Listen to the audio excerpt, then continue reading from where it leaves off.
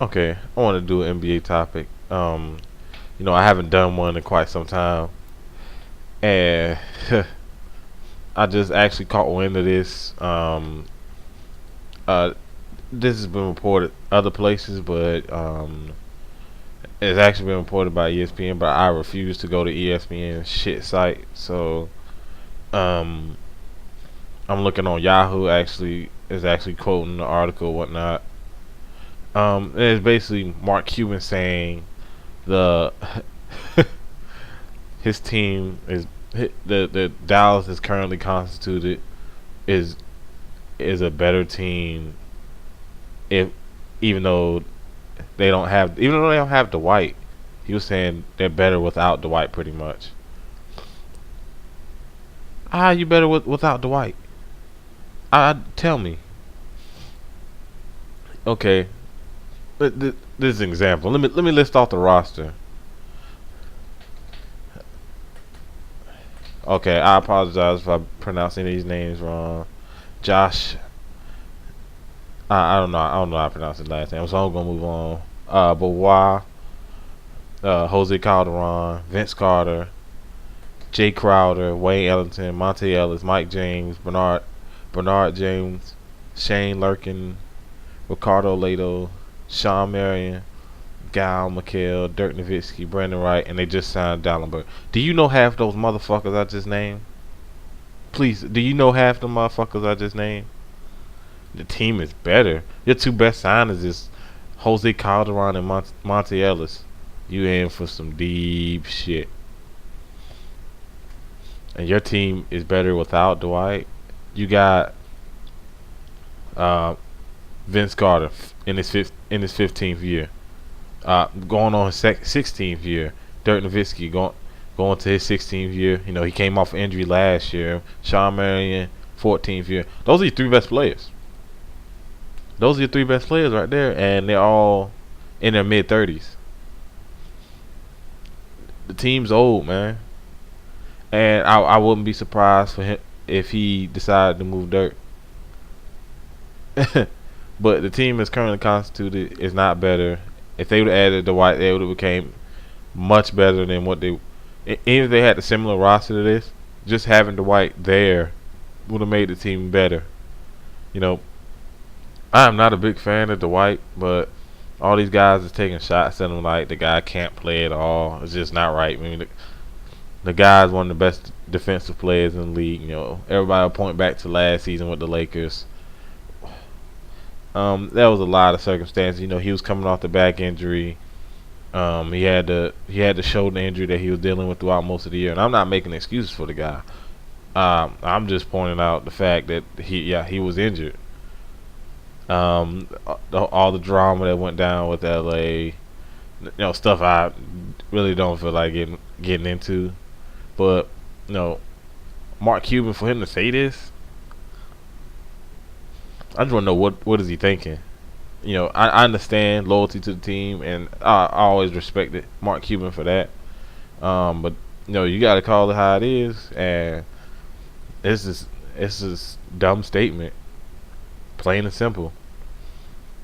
I mean, out of all the owners, man, Mark Cuban is one of the most passionate about his team. You always see him in the games, every single call. You can see a reaction from Mark Cuban, and he's a rare breed of owners who actually like gives a damn about what the team does in the court. Not saying that the other owners don't, but they don't get as involved as Mark Cuban does. And a lot of players have talked about him how when they went there how they were treated.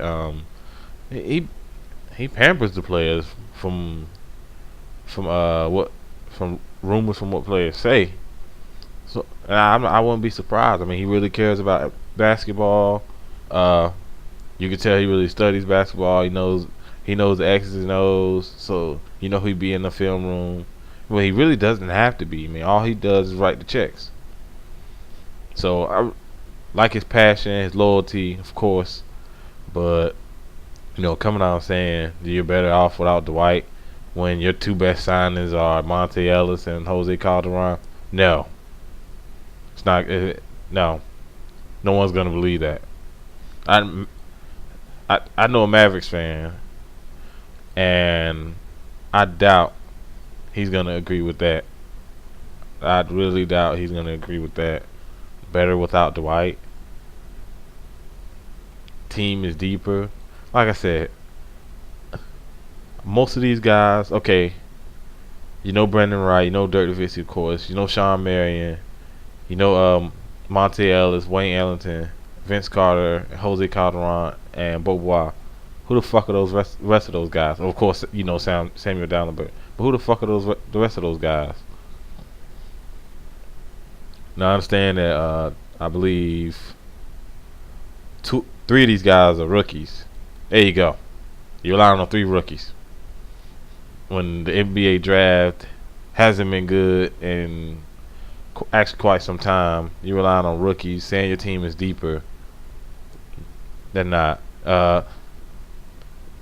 And this is the same Mavericks team who struggled to make the playoffs last year.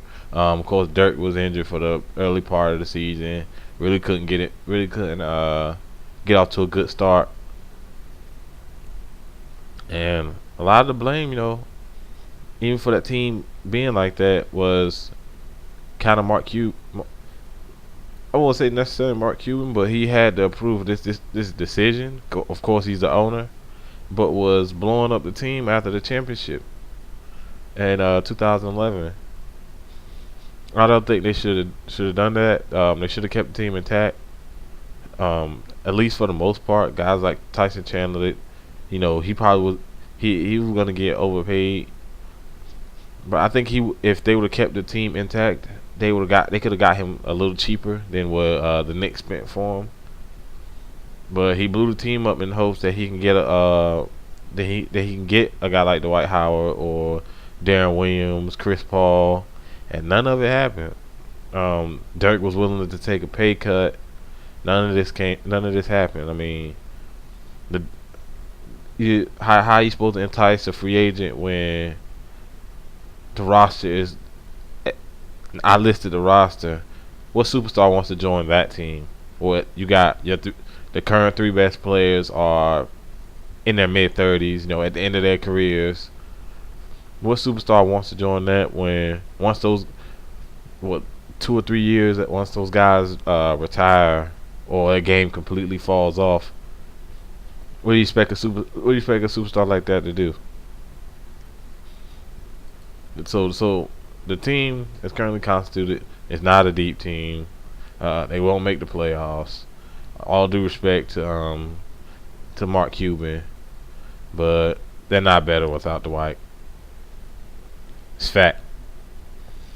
Let me know what you think is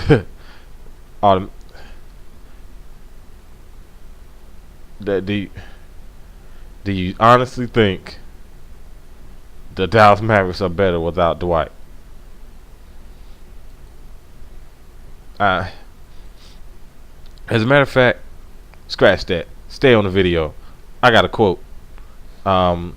This is coming from Mark Cuban, ESPN Dallas Radio.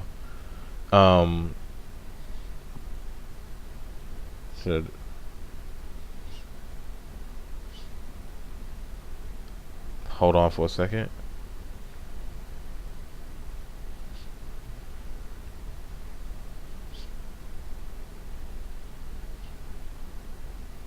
Okay. This is what I'm gonna call him Brian G. and Tim McMahon, ESPN Dallas. I fucking hate having to quote ESPN, man. But this is a Yahoo article. I'm not on ESPN's fucking site. I think my eyes bleed just from reading ESPN. This is what they said. I think we put ourselves in a spot where we're in a better spot than we were at if we got just the one max deal. Cuban told ESPNDallas.com during the Mavs Summer League game Wednesday night. I think it'd be better shorter. And longer term. I don't want to make that sound the wrong way. I think we'll be better this year because we added 5 good players or more. What 5 good players? It really says that. Monte Ellis, Jose Calderon. Now, Monte Ellis. Nah, I mean Monte Ellis when he's a streaky scorer. When he's hot, he's a really good. He's a pretty good scorer, but he is way too inconsistent. Plays no defense and can't shoot a free throw. And he's undersized. Jose Calderon, good passer, good 3-point shooter. Plays absolutely no defense. I mean, he's okay. I mean, he's a guy you can start, and he can really play point guard pretty well. But Samuel Dallenberg is old. He's old. What other additions? You lose OJ Mayo. You lose Darren Collison. Uh, Chris Kaman can get the fuck out of there because he's too injured anyway. But 5 good players, and this is what Mark Cuban told fucking ESPN Dallas, that he really believes that. Like I said, I respect his loyalty, but no, not better. Not they're barely better than last year's team. At least last year's team had guys like Elton Brand, had guys like OJ Mayo. Chris Kaman I guess did stay healthy, but he's seen better days in terms of his career. But okay, let me know what you think. Do you think this Dallas team is better? As Mark Cuban said, without Dwight, do you think this team has more depth?